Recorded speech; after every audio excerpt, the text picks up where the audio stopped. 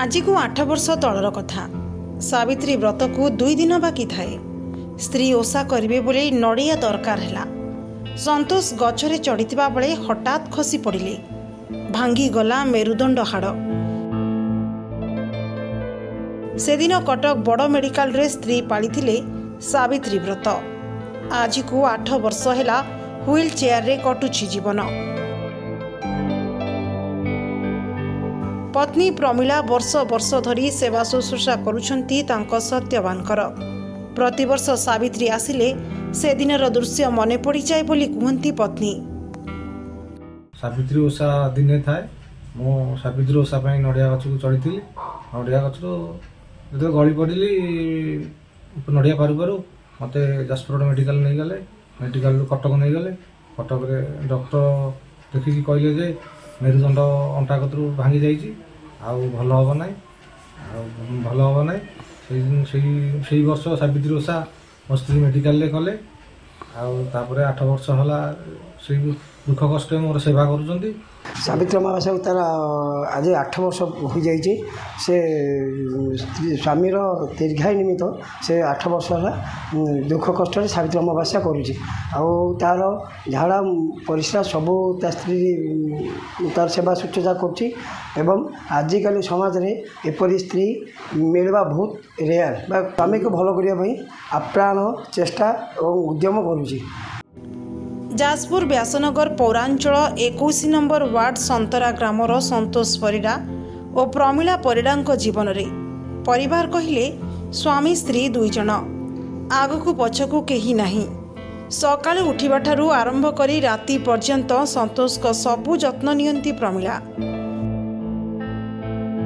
उभयंक मध्य रे रहिछि निबिड़ प्रेम संपर्क और अतुलनीय भल पाइबा जहा आपण आखिरे न देखिले विश्वास सेवनी।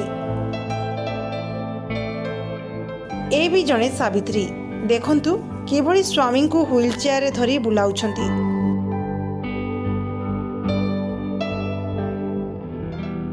तांको जीवनर सबु आशा धूलिसात होई जाइछि। मनरे थिबा असुमारी स्वप्न आज भांगी जाइछि। तथापि उभयंको दंडे न देखिले अचल।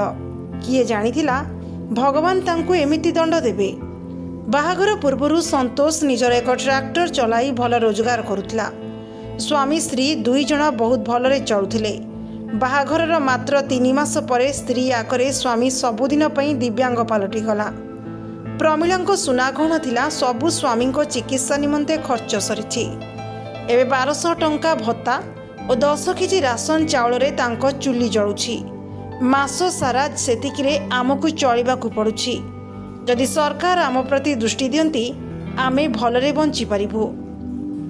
से मोर सबु सेवा करी आज जाई मते बंचाई रखिथिबा कोहभरा कंठरे कहंती संतोष। सब वर्ष सावित्री ओषा रे से दिन काली जेहेतु सावित्री ओषा बहुत मन पड़ुछि। से दिनटी से मन पड़े दुख करछुती मो स्त्री मु काली जेहेतु सावित्री ओषा समस्ते भलरे सावित्री ओषा पालुचंदी। मोर ये अवस्था देखी मो स्त्री बहुत मन दुख करछंदी। सावित्री ओषा आसिले तांकर पुराना कथा बहुत मन पड़ जाउछि। से दिनर से ओषा करुचंदी बहुत सेवा मोर बहुत करछंदी। तांकरी पई आज बंचिछि। 1200 टंका भत्ता चाउल 10 किलो सरकार तरफ पाउछि। सेतिकिरे मास सारा आम चलो। आदि सरकार साहाय्य हाथ टिके बढ़ाते आम टिके स्वामी स्त्री भल टिके रुहंतु। आजिर समाज रे एभली दंपति खूब कम देखिबा को मिलिबे। स्वामी स्त्री मध्य रे टिके कथा कटाकटी हेले कि स्वार्थ रे आंच आसिले विच्छेद सृष्टि होउछि। किंतु एमानंक जीवन रे एते बड़ दुर्घटना घटिथिले भी उभयंक मध्य रे केबे भी मनांतर कि मतांतर होई नाही। ए दंपति आजिर समाज पई उदाहरण। Bureau report DNK live.